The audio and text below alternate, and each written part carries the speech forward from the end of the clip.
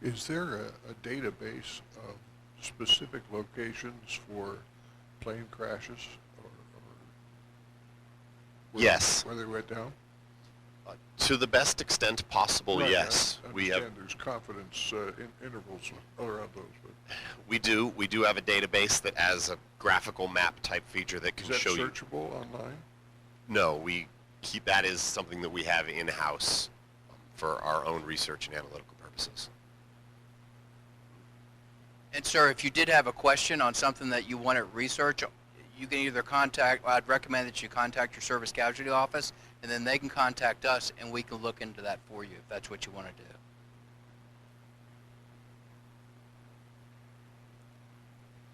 Regarding the notifying next of kin, so let's say that it's a World War II soldier, how is that information updated so that somebody that far back who you know the next of kin now is? Because obviously they've lost a lot of them since. So you're saying if we identify a World War II service And member, you're saying that then you turn it over to the Army and then or Navy or whatever the branch is, and then they notify the next of kin. correct. If it's been so far back, how is that next of kin logged, and so you know who it is? Let's, to make sure that we get this right, we're going to let Army, Greg, you want to come on up so you can get the mic? So Greg's with Army Casualty, and he's like a Google when it comes to this, so. So don't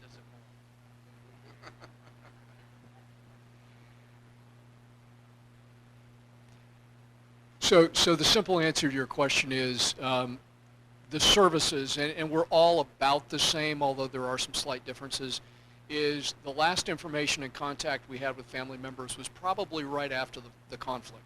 So if it was World War II, it was probably around the late 1940s, you know, and so on and so forth with the other conflicts. What we do is we use professional genealogists to go out and find family members. The primary purpose is for DNA, because we need obviously DNA donors.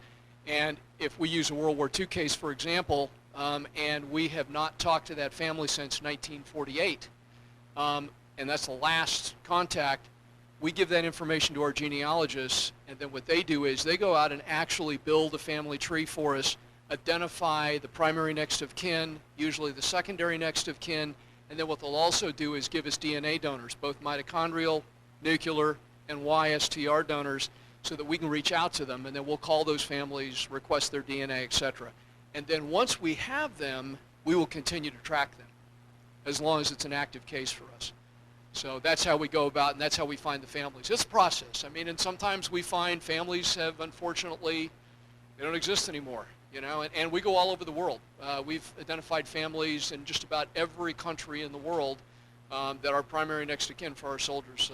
And I'm sure the other services have roughly the same type of. Thank you. Yep.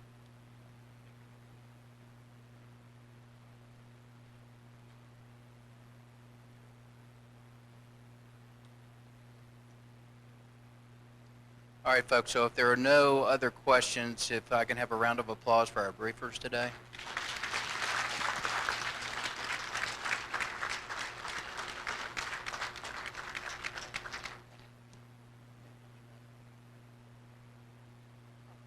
Okay, we're going to close on that note. Great. We can get the families back on the road for those of you who have some ways to drive.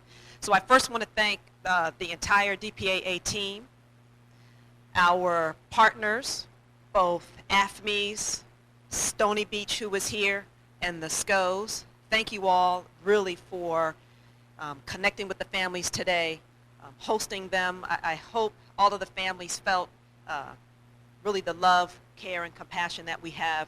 Maybe not for you specifically, because this might be the first time that we've met you, but we know your loved ones probably better than we know you. And we just wanted to let you know that, you know, we will continue working as hard as we have been to not only disinter when we can, recover when we can, bring in partners to help us recover when we can, and then most importantly, either give you an answer or bring your loved one home to you. That is our charge. We know that we work for you, as I mentioned earlier today. This is your agency, and those who remain unaccounted for really are the reason DPAA exists. We know that, we respect that, and we promise that we will always give you the truth. You ask us a question, we will either tell you that we know or we'll tell you that we don't know. So before we close, I want to answer one more question, then that way we can answer it and we don't have to worry about trying to get it back to you.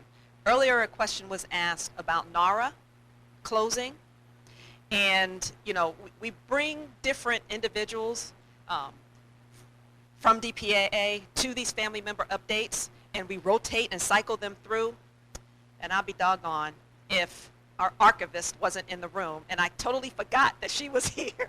So she doesn't normally travel with us. So Dr. Hammerson, please answer that question about NARA for us. Thank you. Hello, my name is Dr. Lauren Hammerson. I'm the archivist for DPAA, and I'm based in Hawaii. Earlier today, we had a question about Seattle's NARA location closing.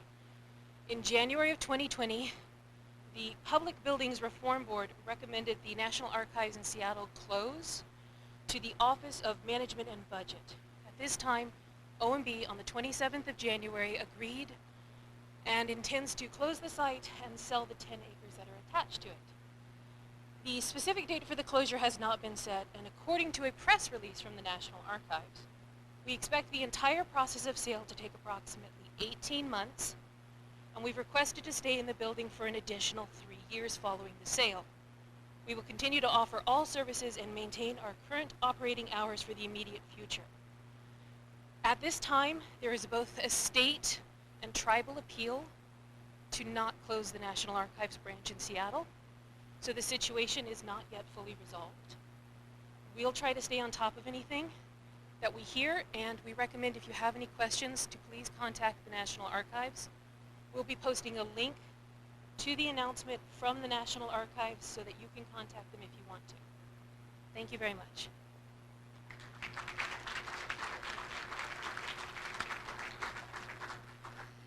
It always amazes me in this particular job in this agency how there's always someone in the wings waiting to answer a question that the rest of us have no clue. Thank you, Dr. Hammerson. So again, we won't belay your departure any longer. Thank you so much.